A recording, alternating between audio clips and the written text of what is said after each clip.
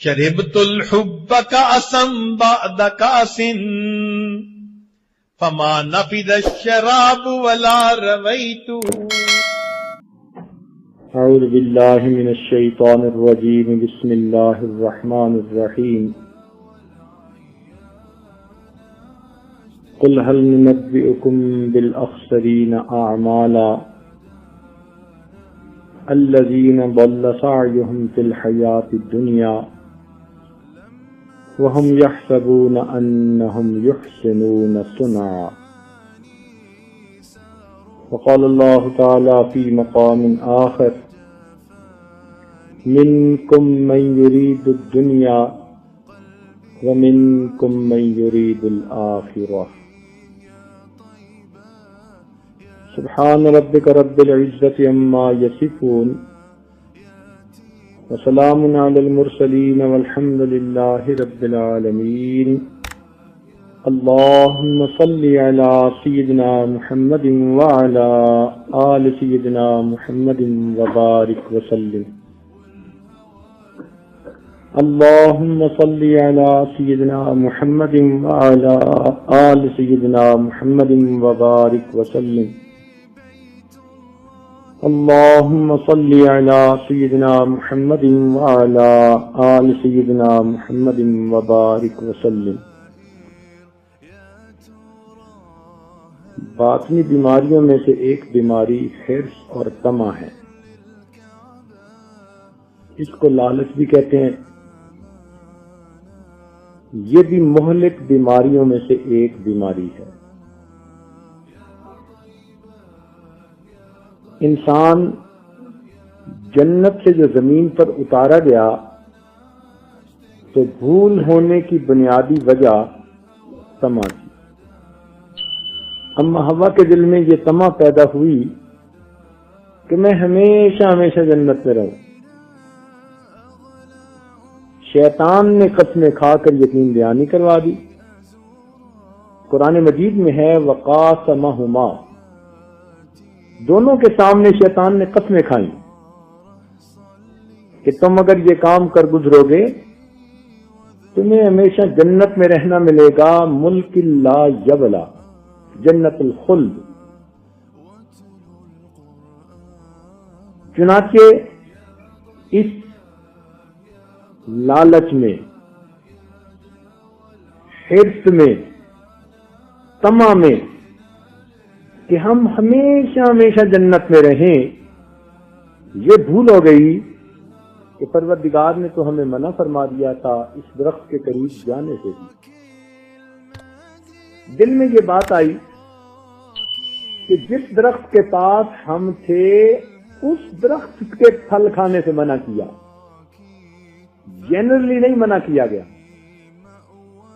تو ہم اس درخت کا پھل تو نہیں کھا رہے. یہ نہیں تھا کہ ان کے دل میں اللہ تعالیٰ کے حکم کی نافرمانی ہو، کیونکہ اللہ تعالیٰ قرآن مجید میں فرماتے ہیں فلم نجد لہم، کہ ہم نے ان میں فلم نجد لہما عزما، ہم نے ان میں ارادہ نہیں دیکھا کہ انہوں نے ارادے سے جان بوجھ کر حکم کو توڑا ہو.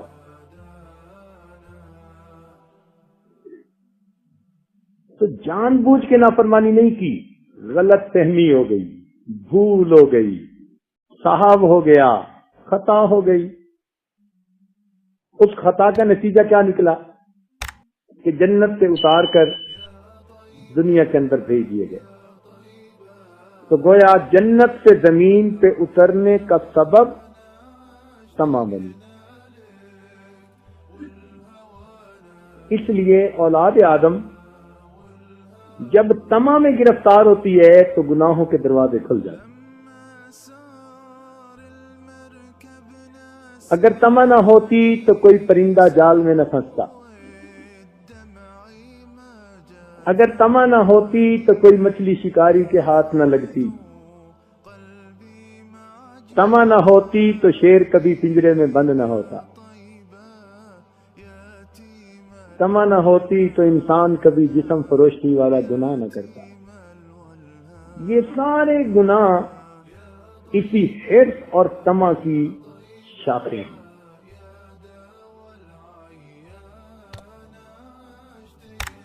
زیادہ کے شوق میں انسان تھوڑے سے بھی محروم ہو جاتا ہے. چھوٹے بچوں کی کتابوں میں لکھا ہوتا ہے کہ کتے کے منہ میں گوشت کا ٹکڑا تھا. وہ کہیں تالاب میں جا پہنچا کنارے پر, پانی میں دیکھا تو اسے ایک کتا گوشت کا ٹکڑا منہ میں لیے نظر آیا. یہ سمجھا کہ یہ دوسرا ہے. اب دل میں خیال آیا ایک تو ہے ہی صحیح ٹکڑا, دوسرا بھی لے لو. اس نے منہ کھولا کہ میں دوسرا ٹکڑا لوں تو جو اپنے منہ میں تھا وہ بھی تالاب کے پانی میں گر گیا.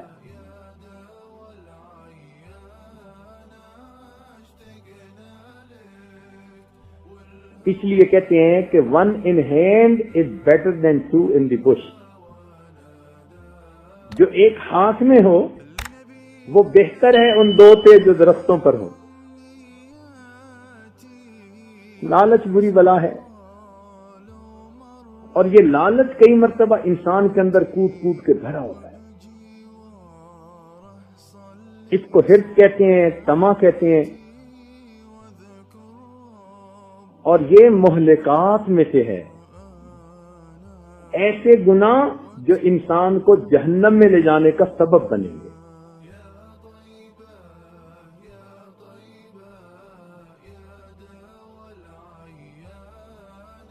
ایک آدمی نے ساؤتھ افریقہ میں واقعہ سنایا. ایک نوجوان اپنی بیوی کو لے کے ایسی جگہ چلا گیا جہاں جوا کھیلتے ہیں.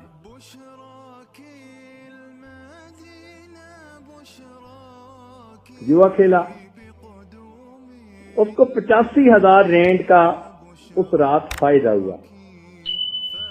بیوی نے کہا چھوڑو چلو گھر.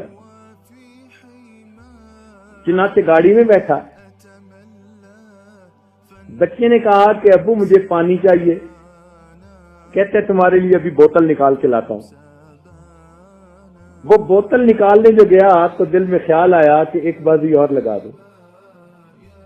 بیوی گاڑی میں انتظار میں, اور 10 منٹ کے اندر 85,000 رینڈ پورے ہار کے خالی واپس آ گیا.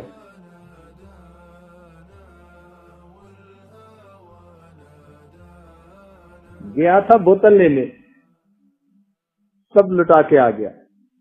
یہ ایسا بےہودہ کھیل, اس لیے شریعت نے اس کو حرام قرار دے دیا. لالچ,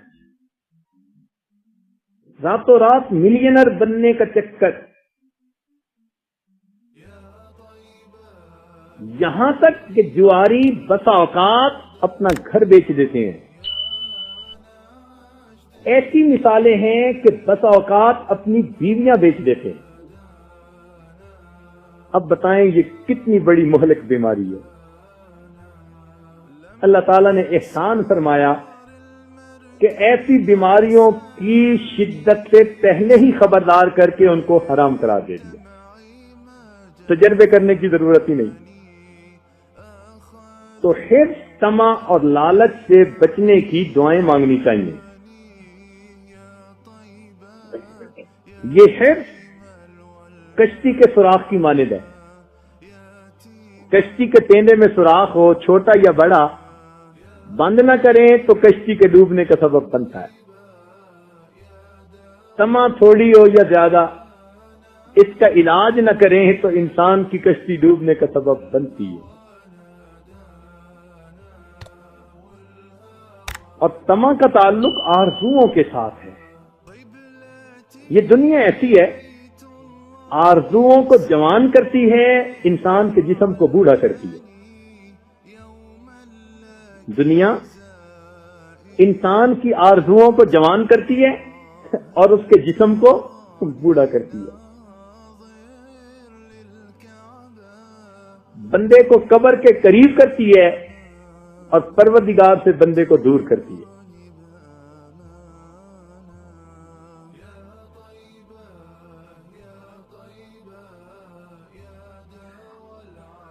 ایک حریص آدمی تھا, حضرت موسیٰ علیہ السلام کی خدمت میں حاضر ہوا کہ میرے لیے دعا کریں، میں جانوروں کی بولی سیکھ جاؤں، منطق الطیر۔ حضرت سلیمان علیہ السلام کو اللہ تعالیٰ نے جانوریوں کی بولیوں کا علم عطا کر دیا تھا، علمنا منطق الطیر۔ اس کے دل میں خیال آیا کہ میں ویسے تو فائدے اٹھاتا ہی ہوں، جانوروں کی بولیاں سمجھ لوں گا مجھے اور فائدے ہو جائیں گے۔ چنانچہ اندر طمع تھی، حضرت موسیٰ علیہ السلام نے دعا کی، پروردگار نے اسے جانوروں کی بولیاں سمجھنے کا علم عطا کر دیا۔ ایک دن صبح اٹھا تو صبح اٹھتے ہی اس نے رات کی بچی ہوئی جو کھانے کی ہڈیاں وغیرہ تھی، وہ ٹکڑا روٹی کا اس نے باہر پھینکا۔ کتا بھی دوڑا کھانے کے لیے اور مرغا بھی دوڑا۔ مرغا ذرا تیزی سے اڑا تو اس نے جا کے ٹکڑا اٹھا لیا۔ اب کتے نے اس سے گفتگو کی کہ بھائی میں ساری رات جاگتا رہا ہوں، نائٹ ڈیوٹی پہ تھا، سیکیورٹی والے کو نائٹ ڈیوٹی دینی پڑتی ہے نا، میں نے مالک کے گھر کا پہرا دیا ہے ساری رات، اب میرا سونے کا وقت تھا، تم مجھے یہ ٹکڑا کھانے دیتے تو میں نیچی نیند سو جاتا، تمہارے لیے تو سارا دن پڑا ہے۔ اس نے کہا فکر کی بات نہیں، یہ جو مالک کے گھر میں ایک گدھا ہے نا، یہ آج مرے گا تمہیں بہت کچھ مل جائے گا، تمہاری گرینڈ پارٹی ہو جائے گی۔ چپ ہو گیا۔ اب اس نے جب سنا کہ گدھے نے مرنا ہے تو اس نے سوچا بھائی جلدی سے گدھے سے جان چھڑاؤ۔ اسی وقت گدھے کو لے کے مارکیٹ میں گیا اور جا کر گدھے کا سودا کر دیا، اور گھر آ کے بڑا خوش بیوی کو بتایا، دیکھا کیسا سمارٹ آدمی ہوں۔ پھر دوسرا دن ہوا، پھر اس نے اسی طرح رات کا بچا ہوا ٹکڑا باہر پھینکا، کتا بھی دوڑا اور مرغا بھی دوڑا۔ مرغا ذرا لمبی چھلانگ لگا کے جو آگے پہنچا تو اس نے پھر اٹھا لیا۔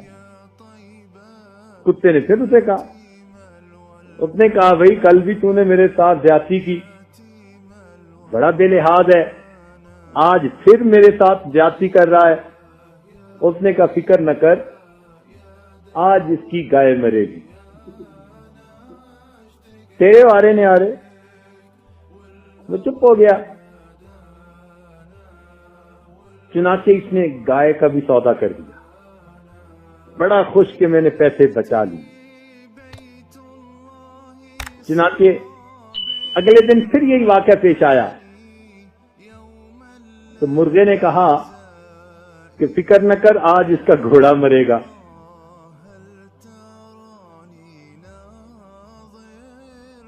اس نے کہا دیکھ 2 دفعہ جھوٹ بول چکے ہو، آج تمہارا جھوٹ ثابت ہو گیا تو پھر دیکھنا۔ چنانچہ اس نے گھوڑے کا پھر سودا کر دیا، کتا پھر بھوکا۔ اب جب اگلا دن ہوا نا، کتے کو بڑا غصہ تھا، جب اس نے ٹکڑا پھینکا تو مرغے نے پھر اٹھا لیا۔ کتا اس سے جھگڑ پڑا، کہتے بڑا بےہودہ آدمی ہے، تجھے کسی کی کوئی پرواہ ہی نہیں، ایسا بے مروت، ایسا بے وفا اور پرلے درجے کا جھوٹا، کئی دن سے میرے ساتھ جھوٹ بول رہا ہے۔ اس مرغے نے کہا کہ دیکھو میں جھوٹ نہیں بول رہا، میں پرندوں کی دنیا کا مؤذن سمجھا جاتا ہوں، تو مجھے زیب نہیں دیتا کہ میں جھوٹ بولوں، میں باتیں جو کر رہا ہوں سچ کر رہا ہوں۔ آج فکر نہ کر، مالک خود مرے گا اور لوگ اکٹھے ہوں گے، ان کی دعوت ہوگی اور کھانے ہوں گے اور ہڈیاں ہوں گی اور تیرا کام بنے گا۔ اب جب اس نے سنا نا کہ مالک خود مرے گا تو اس کو فکر ہوئی، اب بھاگا حضرت موسیٰ علیہ السلام کے پاس۔ حضرت وہ تو بات یہ ہے کہ مرغا کہہ رہا ہے کہ آج مالک مرے گا، حضرت موسیٰ علیہ السلام نے سمجھایا تیرے مقدر میں لکھا ہوا تھا کہ تیرے گھر میں کسی نفس کو موت آنی ہے، اتنا مقدر میں لکھا تھا۔ اللہ تعالیٰ نے سب سے پہلے گدھے کو موت دے دی، تو سمارٹ بنا، گدھے سے جان چھڑائی، اللہ تعالیٰ نے اس کی بجائے گائے کو دے دی، اس کا بھی سودا کر لیا، اللہ نے گھوڑے پہ ڈال دی، تو نے گھوڑے کا سودا کر لیا، اب تیرے اوپر پڑ چکی، دیکھ ملک الموت آ رہا ہے۔ کہتے ہیں کہ ملک الموت پہنچ چکا تھا، اس نے بندے کی گدی دبائی اور اس کی روح نکال کے چلا گیا۔ مولانا روم رحمت اللہ علیہ یہ حکایت ایک جگہ بیان کر کے فرماتے ہیں کہ انسان کو چاہیے کہ اللہ تعالی کے کاموں میں دخل اندازی نہ دے، قدرت جو کرتی ہے اسی میں خیر ہوتی ہے، قضا پہ راضی رہے۔ اگر یہ قضا پہ راضی ہو جاتا تو گدھے کی موت سے مصیبت ٹل جاتی۔ فعل الحکیم لا یخلو عن الحکمہ، دانا کا کوئی بھی کام دانائی سے خالی نہیں ہوتا۔ تو پروردگار نے ہمارے لیے جو مقدر میں لکھا وہ ہمارے لیے بہتر ہے، بندے کو چاہیے کہ صبر شکر سے اس کو قبول کر لے۔ اس لیے جو بندہ قضا کے اوپر راضی ہو جاتا ہے، پروردگار عالم اس بندے سے راضی ہو جاتی ہے۔ لیکن حرص چاہتا ہے کہ نہیں، نقصان سے بچوں، فائدے زیادہ سے زیادہ حاصل کروں، اور پھر اس کا انجام یہی ہوتا ہے۔ اس حرص کا تعلق کھانے پینے کے ساتھ ہے۔ حرص جب ہوتی ہے نا طبیعت میں، تو انسان پھر کھانے کا چٹورا بن جاتا ہے، خوب کھاتا ہے۔ بسیار خوری یہ بھی بہت بڑی غلطی ہے، کیونکہ زیادہ کھانے کے بہت زیادہ نقصانات ہیں۔ نوجوان اس بات کو یاد رکھیں کہ 40 سال تک انسان کھانے کو کھاتا ہے اور 40 سال کے بعد کھانا انسان کو کھاتا ہے۔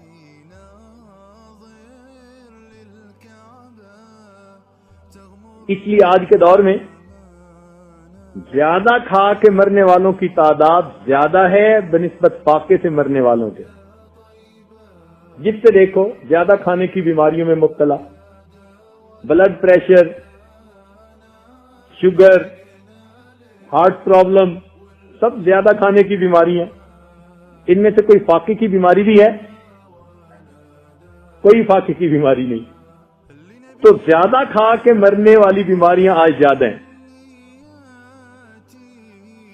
زیادہ کھانے کے نقصانات میں سے ایک یہ نقصان ہے کہ انسان کے عقل پر پردہ پڑ جاتا ہے۔ آپ نے دیکھا ہوگا انسان جب خوب پیٹ بھر کے کھاتے ہیں نا تو نیند آتی ہے، جو ڈٹ کے کھاتا ہے وہ جم کے سوتا ہے۔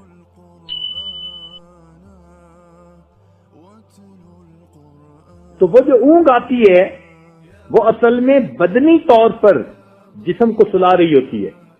جس طرح انسان بدنی طور پر سوتا ہے اسی طرح اس کی عقل بھی سو جاتی ہے۔ زیادہ کھانے والے بندے کی عقل سوتی ہے، اس لیے وہ لیزی ہوتا ہے، کھا کے پڑا رہتا ہے۔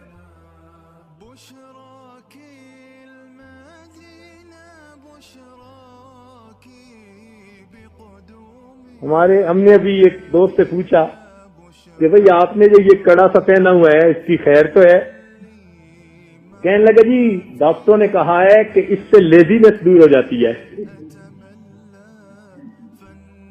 ہم نے مان لیا، ٹھیک ہے بھئی ڈاکٹر کہتے ہوں گے، لیکن ہم نے کتابوں میں پڑھا کہ جانوروں میں سے شیر سب سے زیادہ لیزی، یہ 24 گھنٹوں میں سے 20 گھنٹے سوتا رہتا ہے۔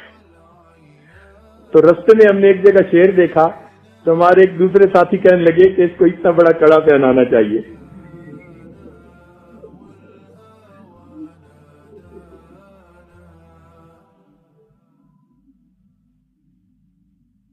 امام شافعی رحمت اللہ علیہ فرماتے تھے میں نے اپنی زندگی میں امام محمد رحمت اللہ علیہ کو دیکھا کہ جو موٹے بھی تھے اور عقل مند بھی تھے. فرماتے تھے میں نے اپنی زندگی میں کسی موٹے کو عقل مند نہیں دیکھا.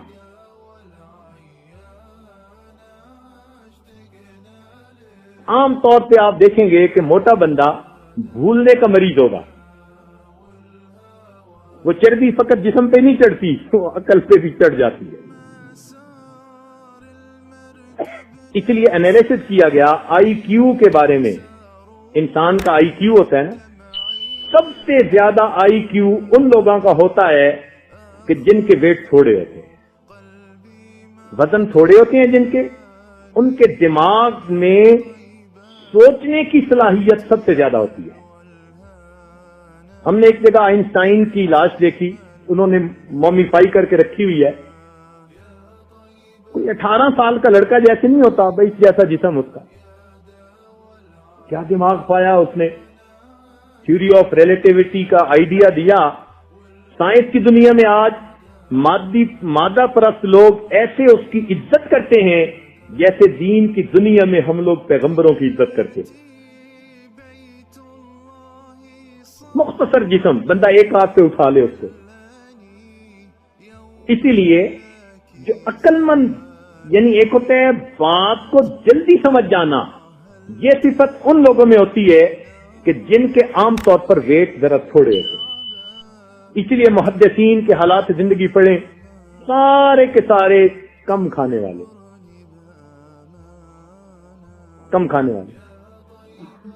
امام بخاری رحمۃ اللہ علیہ کے بارے میں کتابوں میں لکھا ہے صرف 7 بادام کے دانوں پر 24 گھنٹے گزار لیا کرتے. 7 بادام کے دانوں کو 15 سال سے زیادہ انہیں سالن کھانے کا موقع نہ ملا. 15 سال سے زیادہ. ایک مرتبہ بیمار ہو گئے تو حکیم سے انہوں نے اپنا چیک اپ کروایا. حکیم نے کہا کہ لگتا ہے اس بندے کے ٹیسٹ سے کہ اس نے تو کبھی مرچ کھائی نہیں زندگی میں. تو جب پوچھا تو امام بخاری رحمۃ اللہ نے فرمایا کہ 15 سال سے میں نے سالن کبھی نہیں کھایا. پوچھا حضرت کیا کھاتے ہیں؟ فرمانے لگے بس 7 بادام کھا کے گزارا کر لیتا ہوں اور باقی وقت کھانے میں لگانے کی بجائے نبی علیہ السلام کی احادیث کو یاد کرنے میں لگا دیتا. صحابہ کرام کے بارے میں آتے ہیں، جہاد پر جا رہے تھے اور ان کو پورے دن میں 1 کھجور کھانے کو ملتی تھی. اس کا مطلب ہے کہ 1 کھجور میں اتنی کیلوریز ہوتی ہیں کہ 24 گھنٹے بندہ اس کے اوپر گزارا کر سکتا ہے. ڈاکٹر نے لکھا ہے کہ جو بندہ 1 کھجور کھا لے جسم میں اتنی کیلوریز آ جاتی ہیں کہ اس کو 3 دن تک بھوک کی وجہ سے موت نہیں آ سکتی. 1 کھجور کے اندر اتنی غذائیت ہے. اس لیے ہم جو کھاتے ہیں نا، ہم عادتاً کھاتے ہیں زیادہ، ہمارے بدن کی ریکوائرمنٹ نہیں ہوتی. میڈیکلی ہم اگر کھا رہے ہیں نا، فرض کرو جتنا، اس میں سے ممکن ہے 25% ہمارے جسم کی ضرورت ہو، 75% ہم چباتے ہیں اور جسم سے گزار کے باہر نکال دیتے ہیں. ہمارے جسم کو اس کا کوئی فائدہ نہیں ہوتا. اتنا زیادہ ہم کھانے کے عادی ہیں. انسان کی غذا بہت تھوڑی ہے. ہم نے ایک مرتبہ شیر کو جو غذا ڈالنے والے بندے ہیں اس سے پوچھا کہ بھائی آپ اس کو کتنے دنوں کے بعد گوشت ڈالتے ہیں؟ ہمارا خیال تھا دن میں 2 دفعہ ڈالتا ہوگا یا دوسرے دن. وہ کہنے لگا جی کہ اس کو 7 دن کے بعد ہم گوشت ڈالتے ہیں. 7 دن کچھ نہیں ڈالتے. اس کی غذا اتنی ہے، 7 دن کے بعد کھاتا ہے. اللہ، وہ 7 دن میں 1 مرتبہ کھاتا ہے، شیر کہلاتا ہے. ہم دن میں 3 مرتبہ کھاتے ہیں. نتیجہ کیا ہوگا؟ اوور ایٹنگ کے مریض، معدے پہ اثر زیادہ، گیس کا پرابلم زیادہ، جسم میں چربی بڑھنے کا زیادہ، چنانچہ درمیان میں سے میری طرح موٹے ہو جاتے ہیں. جسم پہ ڈھنگا، یا تو کھائیں تو ورزش کریں، کہ وہ کیلریز جل جائیں. اگر ورزش کرنے کا کام نہیں تو کھانے میں احتیاط کرنی چاہیے. نبی علیہ السلام کی حدیث ہے جسم کو وہ دو جس کی جسم کو ضرورت ہے. معدہ تمام بیماریوں کی جڑ ہے. کہتے ہیں کہ ایک عیسائی ایک مرتبہ عیسائی طبیب تھا, مسلمان حاکم کے پاس پہنچا اور کہنے لگا کہ بتاؤ تمہاری کتاب میں کوئی جسمانی صحت سے متعلقہ بھی باتیں لکھی ہوئی ہیں یا نہیں؟ تو لکھی ہوئی ہیں. کون سی؟ کہ اللہ تعالیٰ نے ارشاد فرمایا کلو وشربو ولا تسرفو, کھاؤ پیو مگر اسراف نہ کرو, زیادتی نہ کرو کھانے پینے میں, اعتدال کے ساتھ کھاؤ. اس نے کہا یہ تو ایسا اصول ہے کہ اگر انسان اس کے اوپر عمل کرے تو زندگی میں کبھی بیماری نہیں ہو سکتا. پھر اس نے کہا کہ کیا تمہارے پیغمبر اسلام نے بھی کوئی کلام کیا ہے؟ ان کا ہاں انہوں نے بھی کلام کیا. کہنے لگے وہ کون تھا؟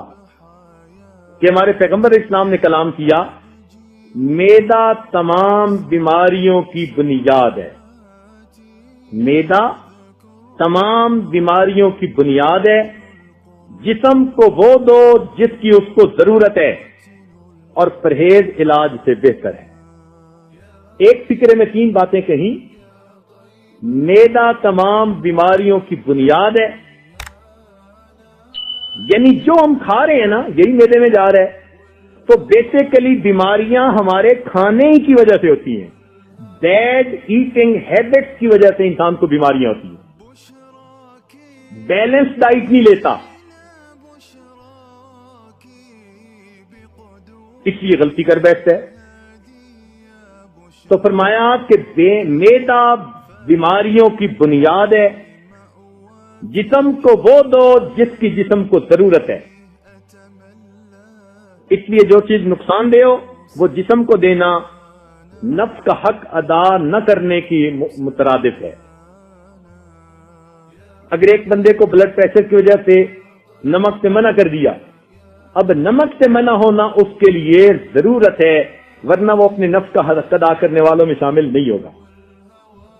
جسم کو وہ دو جس کی جسم کو ضرورت ہے. اور تیسری بات فرمائی کہ پرہیز علاج سے بہتر ہے.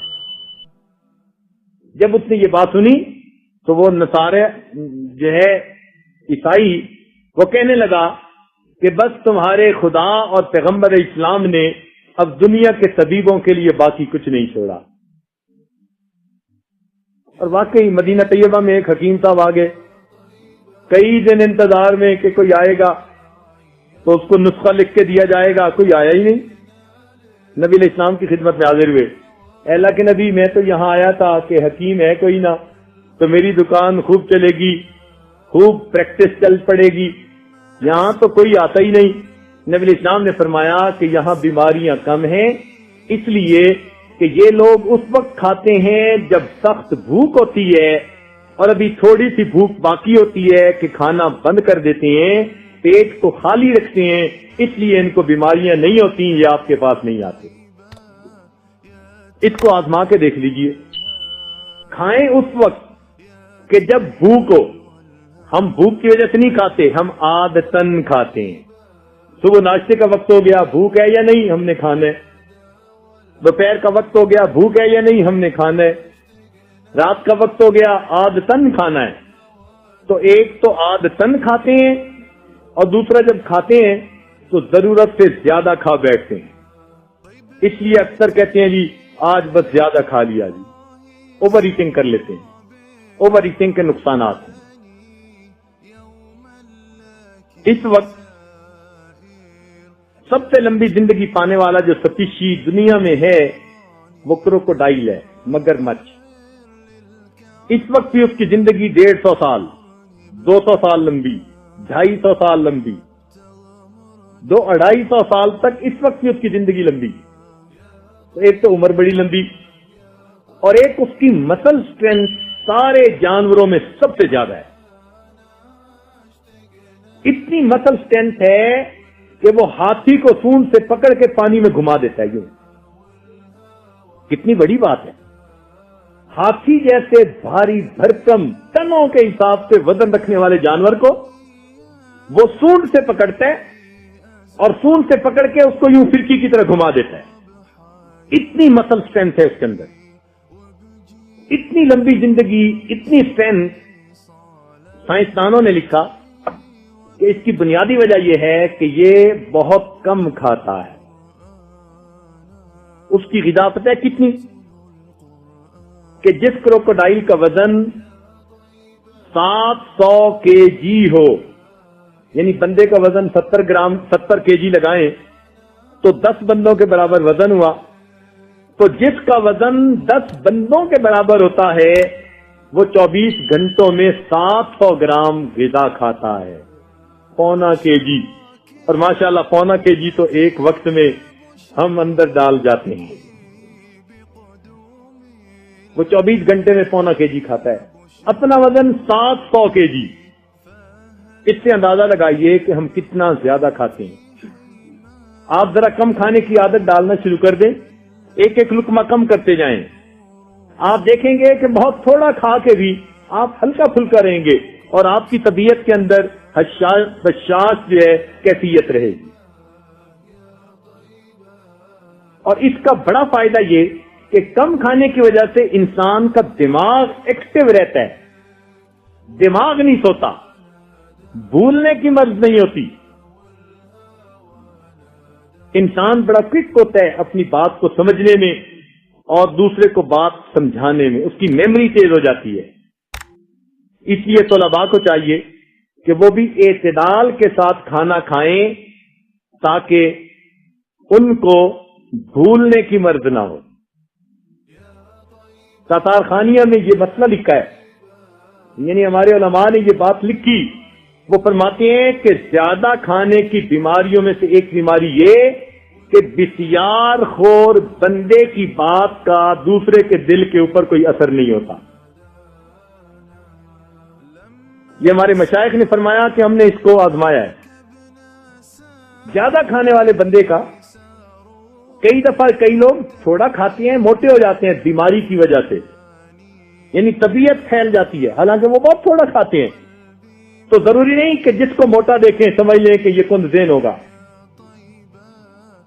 اس کا تعلق کھانے کے ساتھ. جب بسیار خور ہو, زیادہ کھانے کا مریض ہو, اس کے بارے میں فرمایا کہ اس کی بات کا لوگوں کے دل پہ اثر نہیں ہوتا. لہذا بسیار خور واعظ جتنی مرضی بہترین تقریریں کرے لوگوں کے دلوں تک اس کی بات پہنچتی رہی. یہ عجیب بات لکھی ہمارے مشائخ نے. تو اس لیے کھانا پینا اعتدال کے ساتھ مومن کا ہونا چاہیے. ہر وقت کھانے پینے کے فکر میں نہ لگا رہے اور دسترخوان کے اوپر بیٹھ کر بے قابو بھی نہ ہو جایا کرے. مگر طبیعت کے اندر اگر حرص ہو تو پھر بندہ بس میں نہیں رہتا, پھر خوب کھاتا ہے. حضرت قاری محمد طیب رحمۃ اللہ علیہ نے لطائف علمیہ میں بڑے واقعات لکھے ہیں. اس وقت بتانے کی فرصت نہیں, نہ اتنا وقت ہے. عجیب و غریب واقعات لکھے ہیں. ایک بندے کا تذکرہ فرماتے ہیں, اس کا نام تھا اشعب تامر. بڑی تما تھی اس کے اندر, وہ تما میں مشہور ہو گیا. اشعب تامر بڑا مشہور تھا, لوگ اس کی مثالیں دیا کرتے تھے. اتنی تما اور حرص تھی اس کے اندر.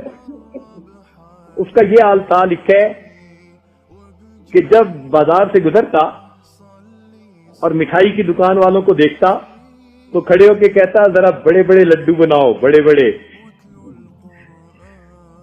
وہ کہتے بھائی بڑے بڑے بنانے کا تمہیں کیا فائدہ؟ کہتا کیا پتا کوئی لے کر مجھے تحفہ ہی دے دے,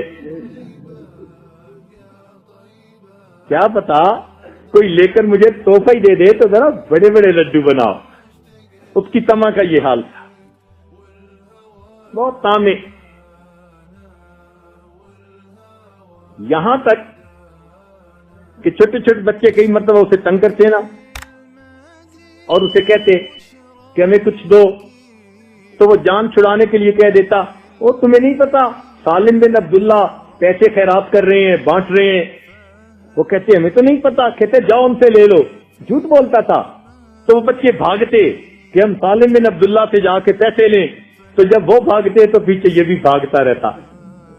جب آگے پہنچتے تو وہ تو تقسیم کر نہیں رہے ہوتے تھے. تو بچے کہتے کہ آپ نے جھوٹ بولا، یہاں تو کوئی نہیں تقسیم کر رہا. کہنے لگے اچھا کوئی نہیں کر رہا. ان کا ہم تو چلو آئے، تم بھاگ کے کیوں آئے؟ کہنے لگے خیال آ گیا شاید تقسیم کر رہے ہو، میں بھی لے لوں گا.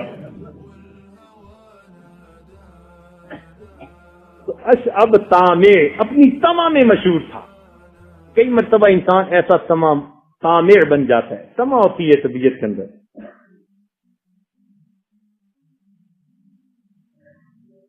گو ہاتھ میں جنبش نہیں، آنکھوں میں تو دم ہے، رہنے دو ابھی ساغر میں نہ میرے آگے. تو زیادہ کھانا انسان کے لیے نقصان دہ ہے، اور زیادہ کھانے کی حد کوئی نہیں. اس کا تعلق انسان کی عادت کے ساتھ ہے. جتنا زیادہ کھاتا چلا جائے گا، حفظ کی وجہ سے عادت بڑھتی چلی جائے گی.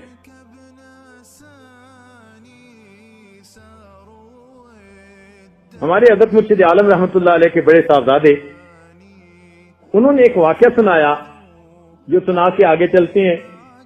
بسیار خوری پر عجیب واقعہ. یہ ان دنوں کی بات تھی کہ جب ملک میں ختم نبوت کی تحریک چل رہی تھی. حضرت مفتی محمود رحمت اللہ علیہ وہ قائد تھے، اور اللہ نے مہربانی کی تھی کہ اس وقت ختم نبوت کے بارے میں ایک قانون پاس ہوا تھا اسمبلی میں. علماء کے کہنے پر لوگوں نے گرفتاریاں شروع کر دی تھیں، پیش کرنی. کبھی اس مسجد سے گرفتاری، کبھی اس سے، کبھی اس سے. ہمارے حضرت رحمت اللہ علیہ کے بڑے صاحبزادے، وہ بھی نوجوان تھے، ہمت والے تھے، انہوں نے بھی گرفتاری پیش کی. چنانچہ جیلیں بھر گئی تھیں. مگر جیل والے لوگ ان قیدیوں کا احترام کرتے تھے. وہ سمجھتے تھے یہ کوئی اخلاقی مجرم تو ہے نہیں، یہ تو ایک تحریک کے پیچھے گرفتاریاں پیش کر کے آئے ہیں. تو وہ چار دیواری کے اندر تو رکھتے، مگر ان کو کھلی اجازت آنے جانے کی ہوتی. یہ نمازیں پڑھتے، آپس میں ملتے بیٹھتے، مگر چار دیواری کے اندر ہوتے. اللہ تعالیٰ کی شان. حضرت مولانا غلام اللہ خان رحمت اللہ علیہ، شیخ القرآن، پاکستان کے بڑے معروف بزرگ گزرے، عالم گزرے. درس تفسیر ان کا بڑا مشہور تھا. پٹھان آدمی تھے اور بڑے فیاض اور بڑے سخی تھے. وہ بھی اسی جیل میں پہنچے، اور اسی کمرے میں ہمارے حضرت کے یہ بڑے صاحبزادے بھی پہنچے.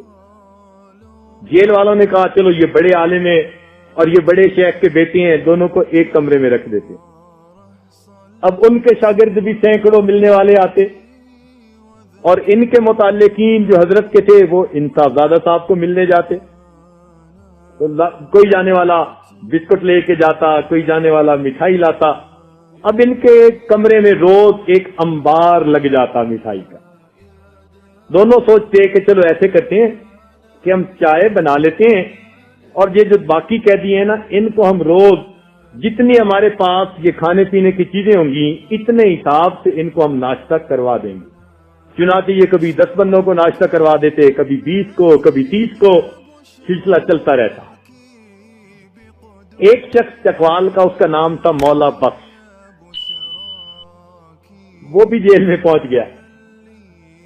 اور اللہ تعالیٰ کی شان کے شیخ القرآن نے ان کو بھی دعوت دے دی کہ آپ بھی ناشتے میں آ جانا. اب جب آپس میں مل بیٹھے رات کو کہ بھئی کل ہم نے کتنوں کو دعوت دی ناشتے کی، تو انہوں نے نام بتائے کہ میں نے اتنوں کو دی، تو مولا بخش کا بھی نام آ گیا. صاحبزادہ صاحب نے جب مولا بخش کے نام سنا، کہنے لگے شیخ القرآن صاحب یہ آپ نے کیا کیا، یہ تو پھر سب کچھ چھوڑا ہو جائے گا. وہ پٹھان بندے تھے، کہنے لگے یار یہ کون سی بات ہے، ہم ایسے کرتے ہیں کہ پہلے بلا ہی فجر کے بعد مولا بخش کو لیں گے، وہ ناشتہ کر کے چلا جائے، پھر جتنا کچھ بچے گا اتنے لوگوں کو پھر دعوت دے کے ناشتے پہ بلا لیں گے. ان کا یہ ٹھیک ہے. صاحبزادہ صاحب کہتے ہیں کہ ہمارے پاس اس دن 10 کلو مٹھائی موجود تھی پیک ڈبوں میں. ہم نے اندازہ لگایا کہ اگر ایک بندہ 100 بھی مٹھائی کھائے تو اس کا مطلب ہے 40 بندے تو ناشتہ کر سکتے ہیں نا.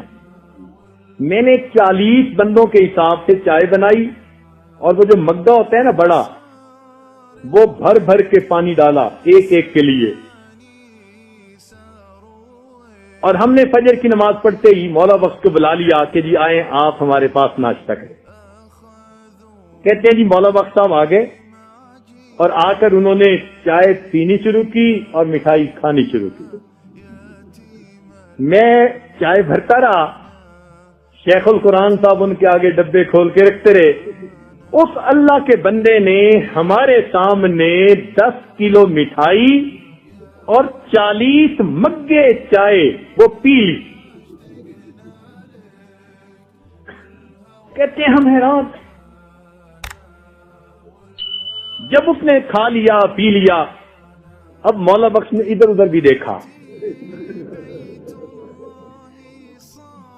ادھر ادھر دیکھنے کے بعد وہ شیخ القرآن صاحب سے کہنے لگا کہ حضرت مجھے ذرا اجازت دیں, مجھے جلدی جانا ہے. شیخ القرآن صاحب کہے کہ اس نے اتنا کھا لیا کہ اب اس کے پیٹ میں مروڑ اٹھ رہا ہے اور برداشت نہیں, اس لیے جلدی جانا چاہتا ہے. تو شیخ القرآن صاحب نے کہا کہ بھائی اتنی جلدی کیا ہے مولا بخش, کیوں اتنا جلدی جاتے ہو؟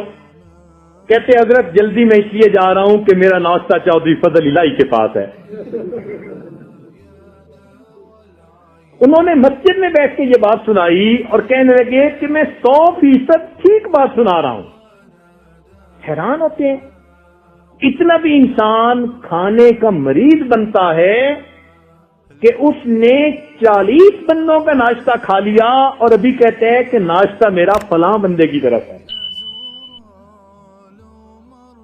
اس کا تعلق عادت کے ساتھ ہے. بندہ عادت بڑھاتا جائے تو عادت ایسی بن جائے گی, اور عادت گھٹاتا جائے تو عادت نیکوکاروں والی بن جائے گی. تو ایک اصول یاد رکھیے کہ نبی علیہ الصلوۃ والسلام کی تعلیمات یہ ہیں کہ انسان کھانا کھائے جب بھوک لگی ہوئی ہو اور تھوڑی سی بھوک باقی ہو, اس وقت کھانا بند کر دے, چاہے 2 لقمے کم کھائے یا 3 لقمے کم کھائے. اگر یہ عادت ہوگی انشاءاللہ صحت ہوگی, اللہ تعالیٰ بیماریوں سے محفوظ فرما دے. ہمارے مشائخ نے فرمایا کہ جب شکم سیر ہوتا ہے تو سب اعضاء شہوت کے بھوکے ہوتے ہیں. جتنا پیٹ بھرتا جاتا ہے اعضاء شہوت کے اتنے بھوکے ہوتے چلے جاتے ہیں.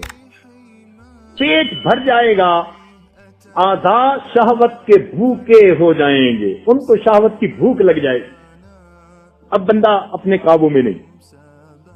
چنانچہ کہتے ہیں جی کیا کریں, نظریں قابو میں نہیں, خیالات قابو میں نہیں. یہ جو نظریں قابو میں نہیں ہوتی, خیالات قابو میں نہیں ہوتے, عام طور پر اس کا تعلق بسیار خوری کے ساتھ ہے. ڈٹ کے کھانے کی عادت ہے, شہوت قابو میں نہیں ہوتی. اور یاد رکھیں کہ شہوت وہ شیرینی ہے جو اپنے چکھنے والے کو ڈس لیا کرتی ہے.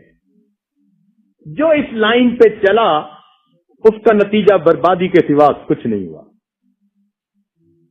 اس کی بھی کوئی انتہا نہیں, جیسے کھانے پینے کی کوئی حد نہیں نا, شہوت کی بھی کوئی حد نہیں. انسان کی عادت کے ساتھ اس کا تعلق ہے. جیسے 1 روٹی کی عادت بنا لے تو انسان اسی پہ خوش ہے, 2 کی عادت بنا لے اس پہ خوش ہے. اسی طرح انسان کی شہوت کا تعلق ہے. جو معمول اپنی طبیعت کے لیے انسان بنا لے, طبیعت اسی کے اوپر سیٹ ہو جاتی ہے. لہذا نیکوکار لوگ اعتدال کے ساتھ زندگی گزارتے ہیں اور بدکار لوگ اپنی اس شہوت کی قوت کو ضرورت سے زیادہ استعمال کر کے جوانی کے اندر بوڑھے ہو کے بیٹھ جاتے ہیں. اس کی کوئی حد نہیں. جتنا اس کو ایکسپلائٹ کریں گے یہ بڑھتی جائے گی, تسلی کبھی نہیں ہوگی. 10 روٹیاں کھا کے بھی بندے کو بھوک محسوس ہوگی. اسی طرح شہوت جتنی مرضی مرتبہ انسان اس تقاضے کو پورا کرے, اس کو پھر اپنے اندر اس کی بھوک محسوس ہوگی. تو اس کا تعلق کنٹرول کے ساتھ ہے. عقل مند لوگ اس جذبے کو اعتدال میں رکھتے ہیں. ہمارے مشائخ نے فرمایا شہوت کے کیڑے کو ابتدا میں مار ڈالو آسان ہے. شہوت کے کیڑے کو ابتدا میں مار ڈالو، اس کا مارنا آسان ہے. اگر نہیں مارو گے یہ کیڑا اژدہا بن کر ایک دن تمہارے گلے میں کنڈلی ڈالے گا. تو اس راستے پر جو چل پڑا اس کا واپس لوٹنا پھر بڑا مشکل ہو جاتا ہے. اس لیے دین اسلام نے شروع سے پابندیاں ہی لگا دی. مثلا غیر محرم کی طرف آنکھ اٹھا کے دیکھنا ہی نہیں. دیکھا کیسی پیاری تعلیم ہے. وہ کہتے ہیں نا جس منزل پہ نہیں جانا اس کا راستہ ہی کیا پوچھنا. جب گناہ ہی نہیں کرنا، زنا کے قریب ہی نہیں جانا، تو آنکھ اٹھا کے ہی کیا دیکھنا.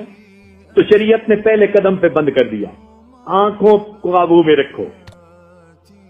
امام ربانی مجدد ثانی رحمۃ اللہ فرماتے ہیں جس کی آنکھیں قابو میں نہیں اس کا دل قابو میں نہیں، اور جس کا دل قابو میں نہیں اس کی شرمگاہ قابو میں نہیں.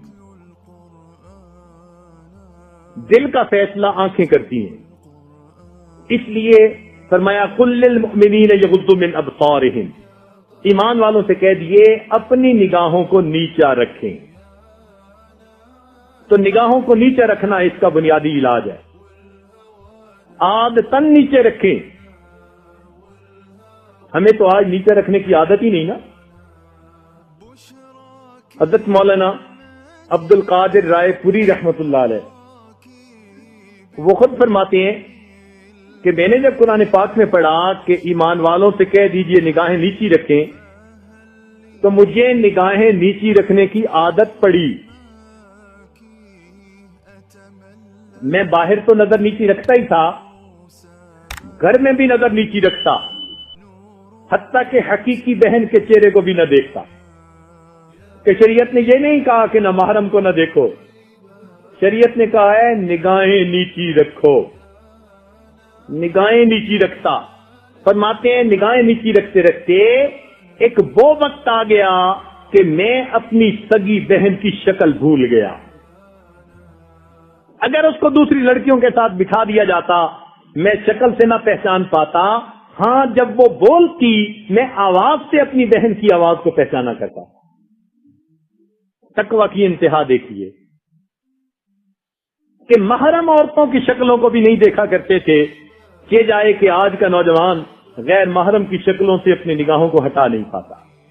بھئی یہ ٹھپے تو نئے سے نئے اللہ تعالیٰ نے ایک سے دوسرے کی شکل علیحدہ بنائی، اس کی کوئی انتہا نہیں. جتنا دیکھیں گے حرص بڑھتی چلی جائے گی، ہوس بڑھتی چلی جائے گی. لہذا اس کا انجام سوائے گناہ کے اور کچھ نہیں. اس لیے اس کا علاج ہے کہ اس کو قابو کیا جائے. طلباء پوچھتے ہیں کہ حضرت کوئی حل بتائیں. پہلا حل اپنی نگاہوں کو نیچے رکھنے کی عادت ڈالیے، اور یہ عادت بنانے سے بن جاتی ہے. نیچے نگاہ رکھنے کی عادت ڈالے. شروع میں نہیں کنٹرول ہوتا، چند دفعہ ہوتا ہے. اپنے آپ کو ملامت کیجئے، پھر نگاہ نیچے رکھیے، پھر ملامت کیجئے، نگاہ نیچے رکھیے، حتیٰ کہ عادت ہی بن جائے گی. تو نگاہ کو نیچے رکھنا اپنے عزت و ناموس کی حفاظت کی بنیاد ہے. نبی علیہ السلام نے ارشاد فرمایا تم اپنی نگاہوں کو نیچے رکھو اگرچہ کسی مادہ بکری کی شرمگاہ ہی کیوں نہ ہو. یعنی انسانوں کی طرف تو کیا جانوروں کی طرف بھی ایسی جگہ پر نظر اٹھانے سے منع فرما دی. اس لیے پاکیزہ زندگیاں ہوتی. امام اعظم رحمت اللہ علیہ کے زمانے میں ایک نوجوان آیا، جوان ہو چکا تھا، تو حضرت سے مسئلہ پوچھتے پوچھتے کہنے لگا حضرت عورت کا پوشیدہ اعضاء کی شکل کیسی ہوتی ہے مجھے تو اتنا بھی پتا نہیں ہے. یعنی اتنا پاکیزہ ماحول تھا کہ بچے جوان ہو جاتے تھے اور ان کو اتنا نہیں پتا ہوتا تھا کہ مرد اور عورت کے جسم میں فرق کیا ہوتا ہے. ایسا پاکیزہ ماحول. تبھی وہ محدث بنے، مفسر بنے، فقیہ بنے. اور آج کل تو بچے چھوٹے ہوتے ہیں، چھوٹے بچوں کے سامنے ماں باپ اپنے حرکات میں لگے ہوتے ہیں، دھیان ہی نہیں کرتے کہ چھوٹے بچے اگرچہ بول نہیں سکتے، دیکھ رہے ہیں، ان کے دماغوں کے اندر یہ منظر پرنٹ ہو رہے ہیں، میڈیکلی ثابت ہو رہا ہے۔ میڈیکلی اب ڈاکٹروں نے اس کو پروو کر دیا کہ چھوٹا دودھ پیتا بچہ سویا ہوا تھا، اس کے سامنے میاں بیوی نے ایک دوسرے کے ساتھ ہم بستری کا تعلق کیا، اس بچے کے دماغ کے اندر وہ منظر پرنٹ ہو گیا، حالانکہ وہ بچہ بھی دودھ پیتا چھوٹا تھا، اس بچے کو سمجھ ہی نہیں تھی اس کے دماغ میں، اس لیے شریعت نے منع کیا کہ ایسے معاملات کے لیے پرائیویسی ہونی چاہیے، اور عام ان باتوں کو، شریعت کی باتوں کو خیال نہیں رکھتے، نتیجہ اولاد بے حیا بن جاتی ہے۔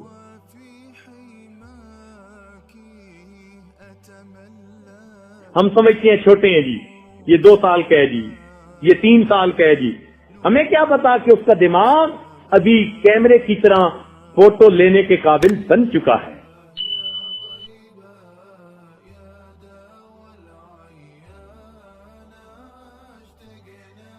دو فتنے ہیں دنیا میں، ایک مال اور ایک جمال۔ دو فتنے ہیں دنیا میں، ایک مال اور دوسرا، مردوں کو جمال کے فتنے نے تباہ کر دیا، عورتوں کو مال کے فتنے نے تباہ کر دیا۔ مردوں کے لیے جمال فتنہ، عورتوں کے لیے مال فتنہ۔ اب موٹی بات آپ نے سمجھ لی تو اگلی ڈیٹیل سمجھنی آپ کے لیے آسان ہو جائے گی کہ مردوں کے لیے جمال فتنہ اور عورتوں کے لیے مال فتنہ۔ چنانچہ مرد بھوکا، جہاں ذرا دیکھا جمال ادھر دل دے بیٹھا، اس لیے شریعت نے آنکھ کے پردے کو بند کرنے کا حکم دیا۔ اللہ رب العزت کے نظر میں حسن ظاہر کی کوئی قیمت نہیں، اللہ تعالی کی نظر میں حسن ظاہر کی کوئی قیمت نہیں۔ قرآن مجید میں حضرت یوسف علیہ السلام جب بکے پہلی مرتبہ تو فرمایا گیا وَشَرَوْهُ بِثَمَنٍ بَخْسٍ دَرَاهِمَ مَعْدُودَةٍ، کتنے میں بکے؟ چند کھوٹے سکوں کے بدلے۔ حالانکہ لڑکپن کی عمر تھی، اور اس عمر میں ویسے ہی بچے کے چہرے پہ معصومیت ہوتی ہے، بچے کا چہرہ زیادہ جاذب نظر ہوتا ہے، اور یوسف علیہ السلام تو مادرزاد حسین تھے، تو اس وقت حسن کی معراج تھی، مگر بکے کتنے میں؟ وَشَرَوْهُ بِثَمَنٍ بَخْسٍ دَرَاهِمَ مَعْدُودَةٍ، قیمت لگی تو چند سکے اور وہ بھی کھوٹے۔ تو معلوم ہوا کہ اللہ رب العزت کے نزدیک حسن ظاہر کی قیمت چند کھوٹے سکوں کے سوا کچھ نہیں۔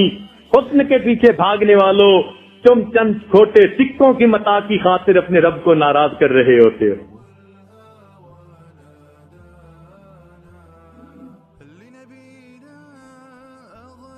ایک فتنہ ہے مال، اس مال کی ہرس بھی انسان کو کہیں کا نہیں چھوڑتی۔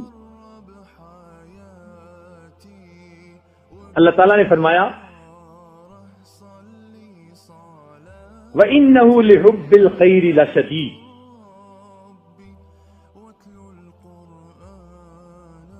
حُبًّا جَمًّا، ایسی مال کی محبت ہوتی ہے، ڈھلتی چھاؤں سے کیا محبت کرنی، بالکل اسی طرح مال سے کیا محبت کرنی۔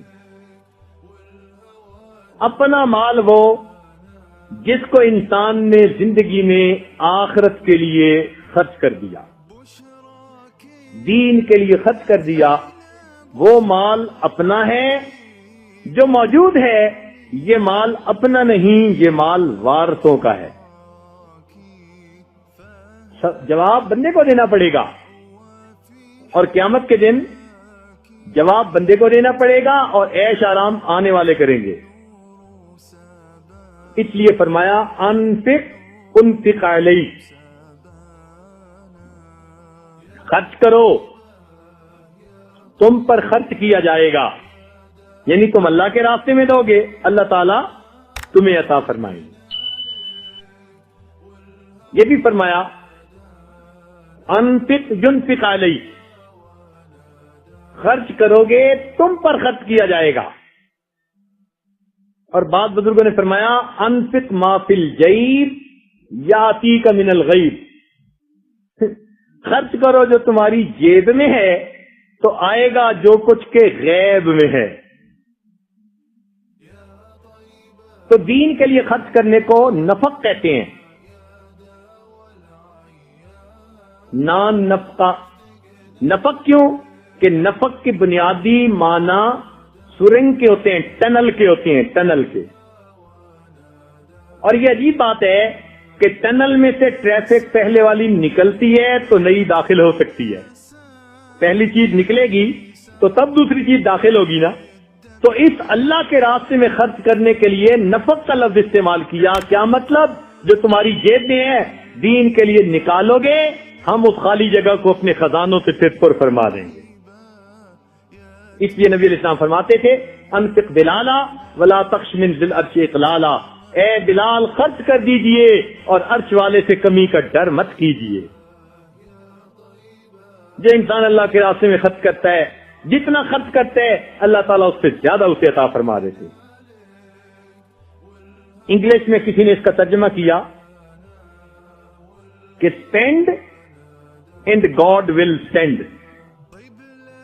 اسپینڈ، اللہ کے راستے میں خرچ کرو، اینڈ اللہ ول سینڈ۔ اگر اسپینڈ نہیں ہوگا تو سینڈ بھی نہیں ہوگا۔ چنانچہ دین کے لیے خرچ نہیں کرتے، اللہ تعالیٰ اوپر سے بھیجتے نہیں۔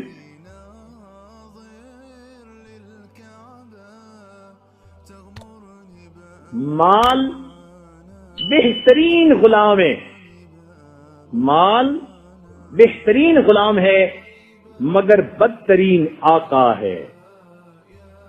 اگر ماتحت بنا کے رکھیں تو بہترین ماتحت ہے، اور اگر آقا بنا کے رکھیں تو بدترین آقا ہے۔ قرآن مجید میں مال کی اچھائیاں بھی بیان ہوئی اور مال کی برائیاں بھی بیان ہوئی۔ قرآن مجید میں مال کی اچھائیاں بھی بیان ہوئی اور مال کی برائیاں بھی بیان ہوئی۔ لا تلہکم اموالکم، تمہارے مال تمہیں ہلاک نہ کر دیں۔ تو برائیاں بھی بیان ہوئی، اچھائیاں بھی بیان ہوئی۔ علماء نے کہا کہ اس کا مطلب یہ ہوا اچھے مقصد کے لیے خرچ ہو رہا ہے تو مال اچھا ہے، اور برے مقصد کے لیے خرچ ہو رہا ہے تو مال برا ہے۔ لہذا کچھ خوش نصیب ہوتے ہیں کہ جن کو اللہ تعالیٰ مال بھی دیتا ہے اور وہ اس مال کے ذریعے اللہ کا قرب حاصل کر رہے ہوتے ہیں۔ جیسے سیدنا عثمان غنی رضی اللہ عنہ خوب خرچ کرتے تھے، کبھی مسلمانوں کے لیے پانی کا کنواں خرید کے وقف کر رہے ہیں، کبھی پورا کا پورا قافلہ اونٹوں کا سامان سے بھرا ہوا مدینہ میں قحط پڑ گیا، اور عین اس موقع پہ کسی کا مال آیا نہیں۔ حضرت عثمان غنی لانو کا قافلہ آیا، سینکڑوں اونٹ جو کھانے پینے کی چیزوں سے لدے ہوئے تھے۔ اب مدینہ کے تاجر آ گئے، کہنے لگے جناب دگنی قیمت پہ خریدنے کو تیار، کسی نے کہا تیسری قیمت پہ، کسی نے کہا 4 گنا قیمت پہ، لوگوں نے کہا کہ 5 گنا نفع پر خریدنے کے لیے تیار ہیں۔ سمان لگے نفع تھوڑا ہے، وہ حیران، 5 گنا قیمت ہم دے رہے ہیں ہول سیل میں اور یہ کہہ رہے ہیں کہ ابھی فائدہ تھوڑا ہے۔ فرمانے لگے ہاں، مجھ سے ایک ایسا خریدار بھی ہے جو 700 گنا نفع پر اس کو خریدنے کے لیے تیار ہے، میں اسے اس کے کیوں نہ حوالے کروں۔ یہ کہہ کر سارا مال مدینہ کے لوگوں کے اوپر تقسیم کروا دیا۔ تو یہ لوگ ہیں جو مال کے ذریعے اپنی آخرت کماتے ہیں۔ چنانچہ حدیث پاک میں آتا ہے عید کا دن نبی علیہ السلام عید پڑھنے کے لیے جانے لگے۔ سیدہ فاطمہ سیدہ عائشہ صدیقہ رضی اللہ عنہا نے عرض کیا، اے اللہ کے نبی کچھ ہمیں دے دیجئے خرچ کرنے کے لیے۔ مدینہ کی بیوائیں، مدینہ کے یتیم آئیں گے، ہم گھر میں کچھ پکا لیں، پیسے سے منگوا لیں تاکہ جب وہ لوگ آئیں تو ان کو ہم عید کے دن کچھ دے سکیں۔ نبی علیہ السلام نے فرمایا میری جیب میں تو اس وقت کچھ نہیں، خاموش ہو گئی۔ نبی علیہ السلام عید کے لیے تشریف لے گئے۔ جب عید کی نماز پڑھ کے آئے تو گھر میں دیکھا کہ سب کچھ پکا ہے، گھر والے بھی کھا رہے ہیں اور لینے والوں کی بھی قطار لگی ہوئی ہے، ان کو بھی دیا جا رہا ہے۔ تو نبی علیہ السلام بڑے حیران ہوئے، پوچھا عائشہ یہ سب کچھ کیسے آ گیا؟ عرض کیا اللہ کے نبی جب آپ مسجد میں تشریف لے گئے تو پیچھے عثمان غنی رضی اللہ عنہ نے آپ کی ہر بیوی کے گھر ایک اونٹ سامان سے لدا ہوا تحفے اور ہدیے کے طور پر بھیجا، ہم نے اس کو پکایا، خود بھی کھا رہے ہیں اور اپنے لوگوں کو بھی دے رہے ہیں۔ نبی علیہ السلام کا دل خوش ہوا، فرمایا یا رحمان سہل الحساب علی العثمان، اے رحمان اس عمل کے بدلے عثمان کا حساب آسان کر دیجئے۔ چنانچہ علماء نے لکھا ہے قیامت کے دن سیدنا عثمان غنی لانوں کا حساب بہت آسانی کے ساتھ ہو جائے گا۔ تو اس طرح مال کو اللہ کے راستے میں خرچ کرنے والے، ان کو تو یہ مال اللہ کا قرب عطا کرے گا، اور جو لوگ فقط دنیا ہی میں انویسٹمنٹ کرتے رہتے ہیں یا گن گن کے رکھتے رہتے ہیں اور ان کو دین پہ خرچ کرنے کی توفیق نہیں ہوتی، یہ مال قیامت کے دن ان کے لیے وبال بن جائے گا۔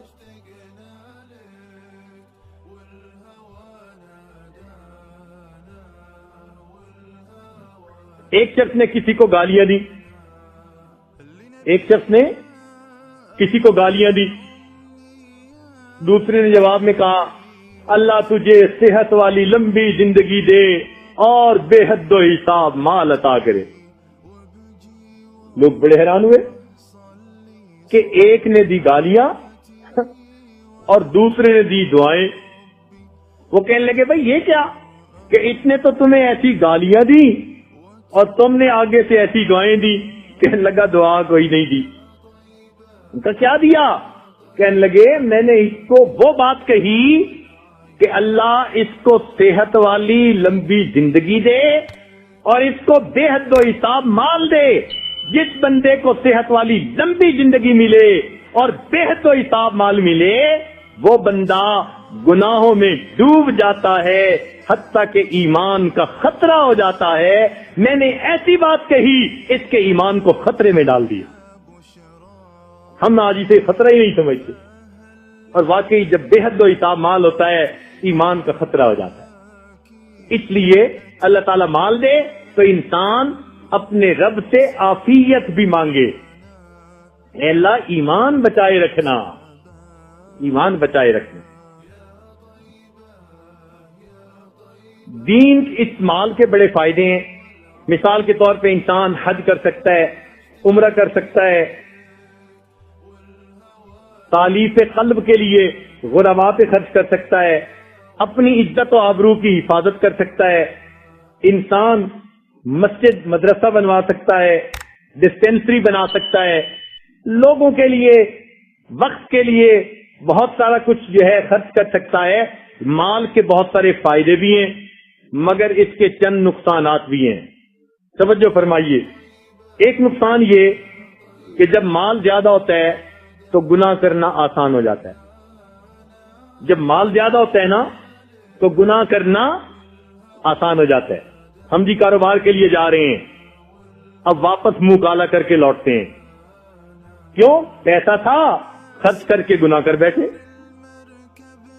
تو مال کے نقصانات میں سے ایک نقصان کہ گناہ کرنا آسان ہو جاتا ہے۔ دوسری بات، عیش و آرام کی وجہ سے عبادت میں سستی آ جاتی ہے۔ چنانچہ عیش و آرام کی زندگی ہوتی ہے نا امیر بندے کی، لہذا عبادت میں سستی کر بیٹھتے ہیں۔ پھر مال کے حساب و کتاب کی فکر ایسی ہوتی ہے کہ وہ نماز میں بھی چین سے نہیں کھڑا ہونے دیتی۔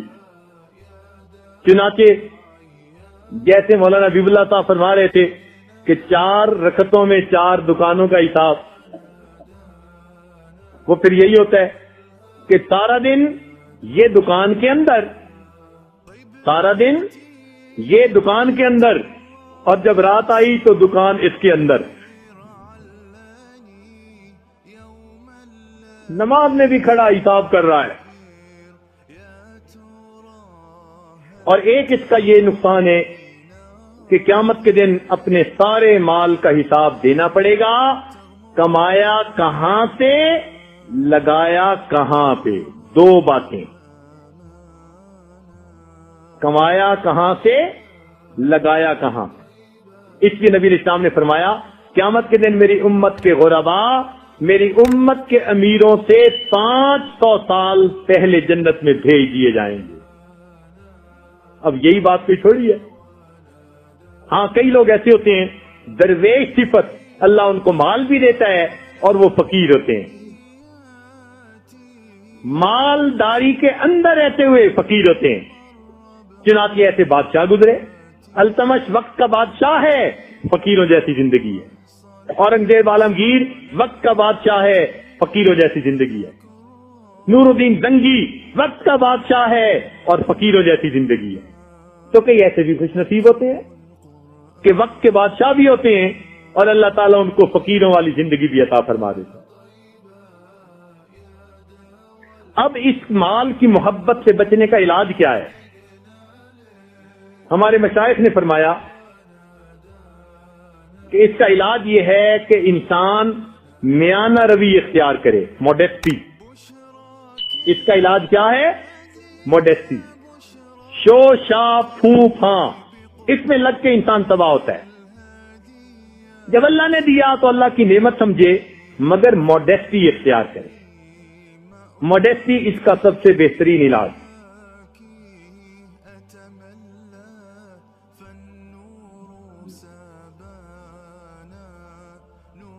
اور ایک بات یہ کہ اللہ کے راستے میں خوب سخاوت کرے. جب مال بڑا اللہ دے تو دل بھی بڑا اللہ سے مانگے. مال بڑا ہونا اور چیز ہے اور دل بڑا ہونا اور چیز ہے. ان دونوں میں فرق ہے.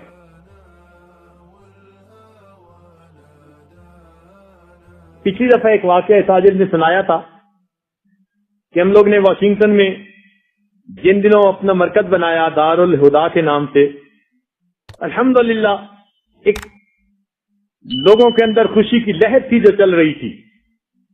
فائنل پیمنٹ کرنی تھی. لوگ خود بخود آ کے پیسہ اکٹھا کر رہے تھے. چونکہ $2.5 ملین کی وہ عمارت تھی جو کالج تھا، اس کو خرید کے مسجد مدرسہ اور اس میں کنورٹ کیا گیا. اور الحمدللہ کہ واشنگٹن ایریا میں یہ سب سے پہلی مسجد ہے جو مسلمانوں کو اللہ تعالیٰ نے اتنی پرائم جگہ پر عطا فرمائی. کیسی آباد ہوئی؟ الحمدللہ. ایک وہ وقت تھا کہ جب 5 بندے جمعہ کی نماز میں ہوتے تھے تو ہم شکر کا سجدہ کرتے تھے. 5 بندے جمعہ کی نماز میں آ جاتے تو ہم شکر کا سجدہ کرتے کہ الحمدللہ. پھر پاکستانی ایمبیسی والوں نے ویگن بھیجنی شروع کر دی، عملے کو بھیجا. 25 بندے اس میں آ گئے. ہم نے 2 رکعت شکرانے کے پڑھے، الحمدللہ. 5 سے آج 30 ہو گئے. جمعے میں کوئی نہیں آتا تھا وہ ماحول. الحمدللہ آج اس وقت آج آتے ہوئے جمعہ پڑھا کے آیا. اس مسجد کے اندر ایک وقت میں 900 بندے جمعہ پڑھتے ہیں اور اس مسجد میں ہر جمعہ کے دن 3 جماعتیں ہوتی ہیں. لوگ 900 آتے ہیں اور جمعہ کی نماز پڑھ کے چلے جاتے ہیں. پھر نئے لوگ آتے ہیں، پھر خطبہ ہوتا ہے، جماعت ہوتی ہے، پڑھ کے چلے جاتے ہیں. پھر تیسری مرتبہ لوگ آتے ہیں. اللہ نے اس ایریے کے اندر کتنے مسلمان پیدا فرما دیے. الحمدللہ ثم الحمدللہ. بہرحال اس کی پیمنٹ کرنے کا وقت تھا.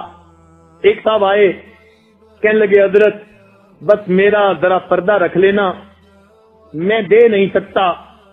لوگ مجھے بھی آ کے پوچھیں گے، میں ان کو کہہ دوں گا کہ میں نے حضرت سے بات کر لی ہے. یعنی وہ سمجھیں گے کہ اس نے پیمنٹ کروا دی. ہم نے کہا بہت اچھا. خرچ کرنے میں تو طیب نفس کی بات ہے، دل کی خوشی.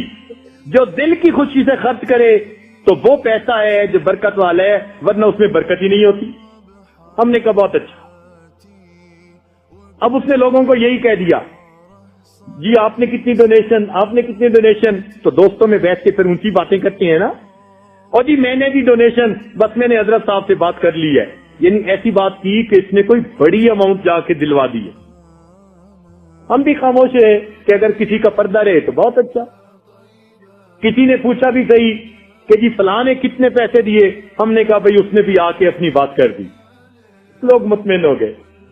اللہ تعالیٰ کی شان کہ جو کہنے لگا کہ میری حالت ہے کہ میں $10 بھی مسجد کے لیے نہیں دے سکتا، میرا پردہ رکھ لینا، ہم نے کہا بہت اچھا، پردہ رکھ لیا۔ ایک ہفتے کے بعد ایک نوجوان آیا، بیت ہوا، اس نے توبہ کی، کہنے لگا بس میں نے آج سچی توبہ کر لی حضرت، میں بڑا برا، ابھی لتا منگیشکر آئی ہوئی تھی اور اس کا جو ہے کنسرٹ تھا اور لوگ اس پہ گئے ہوئے تھے حضرت، میں بھی وہاں گیا اور میں نے بڑا گناہ کیا، میں بڑا نادم ہوں، اور حضرت بڑے لوگ وہاں گئے ہوئے تھے۔ تو اس نے پتہ نہیں کیسے اس بندے کا نام لیا، حضرت سب سے آگے ٹکٹ خریدنے والا فلاں بندہ تھا، اور اس نے اپنے گھر کے 11 بندوں کے لیے $100 پر پرسن کے حساب سے ٹکٹ خریدی تھی۔ حیران رہ گئے کہ جو بندہ آ کے کمٹمنٹ دے رہا ہے کہ میں $10 مسجد کے لیے نہیں خرچ کر سکتا، وہ کسی کا گانا سننے کے لیے گھر کے 11 افراد کے لیے $100 کے حساب سے $1100 کی ٹکٹ وہاں خرید رہا ہے۔ اس دن یہ بات سمجھ میں آئی کہ واقعی مال اللہ تعالیٰ اگر دیتا ہے حلال کا تو پھر اس کو خیر کے راستے میں خرچ کرنے کی توفیق دیتا ہے، جب حلال کا ہوتا نہیں تو خیر پر خرچ کرنے کی توفیق ہی نہیں ہوتی۔ مسجد کے لیے $10 کی توفیق نہیں تھی اس بندے کو۔ تو واقعی بات ٹھیک ہے، امام مالک رحمۃ اللہ فرماتے تھے کہ ہم مال کے خرچ کرنے سے مال کی آمد کا اندازہ لگا لیا کرتے، یہ دیکھتے ہوئے کہ مال خرچ کہاں ہو رہا ہے ہمیں پتہ چل جاتا ہے کہ مال کی آمد کیسے ہے۔ اگر دین پہ خرچ ہو رہا ہے تو اس کا مطلب ہے آمد نیک ہے، حلال ہے، اور اگر برائیوں پہ خرچ ہو رہا ہے اس کا مطلب ہے کہ مال حرام کا ہے۔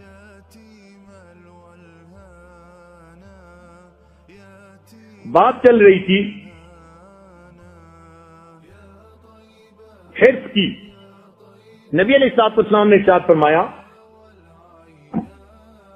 الدنیا جیفۃ وطالبوہا کلاب، کہ دنیا مردار ہے اور اس کا طلبگار، اس کے طلب کرنے والے کتے ہیں۔ یعنی دنیا کو مردار کہا اور طلب کرنے والوں کو کتے سے تشبیہ دی۔ ذرا توجہ فرمائیے، علماء نے لکھا ہے کہ کوا بھی مردار کھاتا ہے، کتا بھی مردار کھاتا ہے، کوے سے تشبیہ نہیں دی، کتے سے تشبیہ دی۔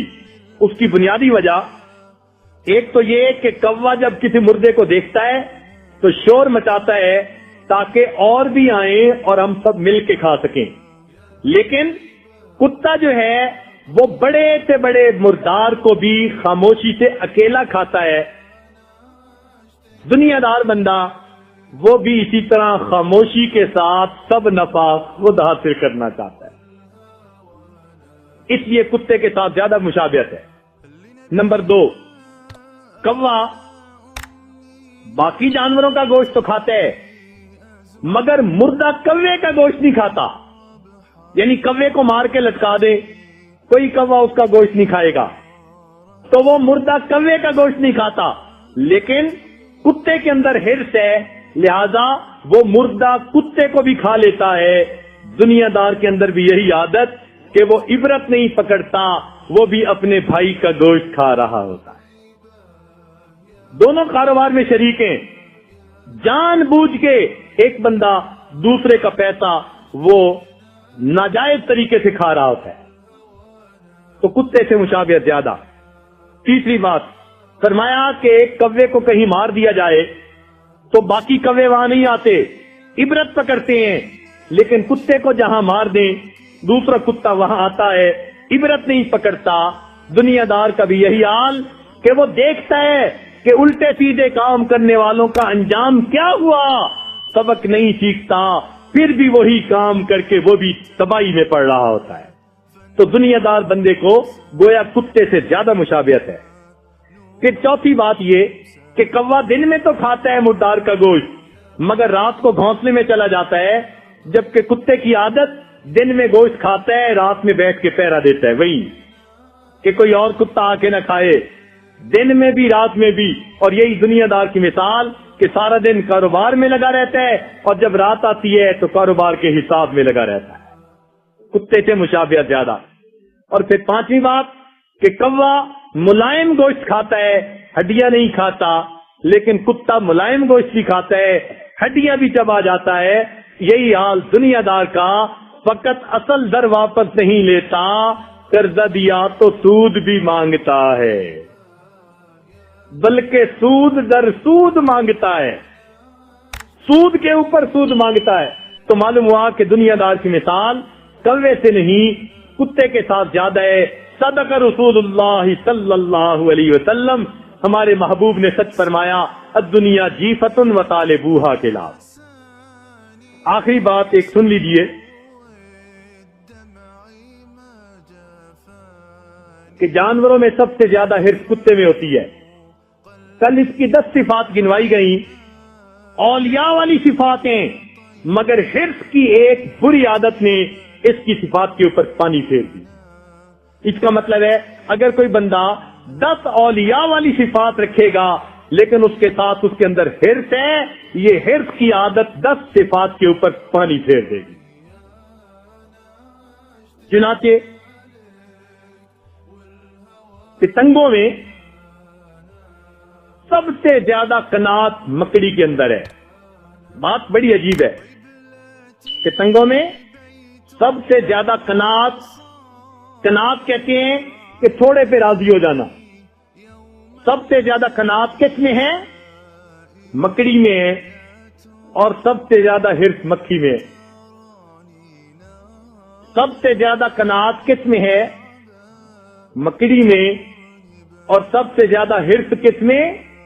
مکھی میں۔ مکھی بہت حریص سمجھی جاتی ہے، ہر جگہ پہ بیٹھ کے کچھ نہ کچھ لیتی ہے، تو سب سے زیادہ حرص کس میں؟ مکھی میں، اور سب سے زیادہ قناعت کس میں؟ مکڑی میں۔ اللہ نے اسی لیے مکھی کو مکڑی کی غذا بنا دیا کہ تمہارے اندر طمع زیادہ ہے، اس کے اندر صبر زیادہ ہے، اب میں تمہیں اس صبر والی کی غذا بنا رہا ہوں۔ چنانچہ مکڑی مکھی کو کھاتی ہے، جس کے اندر طمع زیادہ تھی اللہ نے اس کو قناعت والی کی غذا بنا دیا، چل تو اس کی غذا بنے گی۔ اس لیے ہمیں چاہیے ہم طمع دل میں نہ پیدا ہونے دیں، بلکہ اپنے دل میں قناعت پیدا کریں، اپنے مالک سے راضی رہیں، وہ ہمیں جس حال میں بھی رکھے، زیادہ دے ہم اللہ کا شکر ادا کریں، کم دے ہم صبر کریں، صبر کرنے والا بھی جنتی، شکر کرنے والا بھی جنتی۔ پروردگار رزق کی پریشانیوں سے ہمیں محفوظ فرما دے۔ وآخر دعوانا ان الحمد للہ رب العالمین۔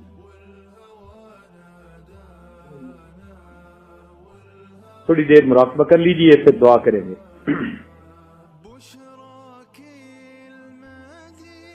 آنکھوں کو بند کر لیجئے، سر کو جھکا لیجئے۔ دنیا اور جو کچھ دنیا میں ہے اس سے ہٹ کٹ کے اللہ تعالیٰ کی یاد میں ڈوب جائیے۔ انسان جب اپنے اندر جھانکتا ہے اسے اپنی اصل تصویر نظر آتی ہے۔ اپنے من کے دریچے کو کھولیے، اپنی اصل تصویر کو دیکھیے۔ لا الہ الا اللہ محمد رسول اللہ۔ دعا کیجیے۔ سبحان ربی جلال الوہاب، اللہم صلی علی سیدنا محمد وعلی آل سیدنا محمد وبارک وسلم۔ ربنا ظلمنا انفسنا وان لم تغفر لنا وترحمنا لنکونن من الخاسرین۔ اے مالک، ہم آپ کے عاجز مسکین بندے ہیں، ہمارے گناہوں کو معاف فرما، ہماری خطاؤں سے درگزر فرما، ہمارے عیبوں کی پردہ پوشی فرما۔ رب کریم ہمیں قیامت کے حساب سے محفوظ فرما۔ رب کریم ہمیں حلال طیب اور پاکیزہ رزق نصیب فرما، حرام سے ہمیں محفوظ فرما۔ رب کریم ہمیں دنیا کے جھمیلوں سے محفوظ فرما۔ رب کریم ہمیں دنیا کی جو ہے محبت سے محفوظ فرما، اپنی محبت والی زندگی نصیب فرما۔ اے اللہ ہمارے دلوں میں سخاوت عطا فرما، ہمیں سخاوت والا خلق نصیب فرما، سخاوت والی صفت نصیب فرما۔ اے اللہ بخیلی سے محفوظ فرما، کنجوسی سے محفوظ فرما، حرص اور طمع سے محفوظ فرما۔ رب کریم ہماری دعاؤں کو اپنی رحمت سے قبول فرما۔ اے اللہ بیماروں کو شفا عطا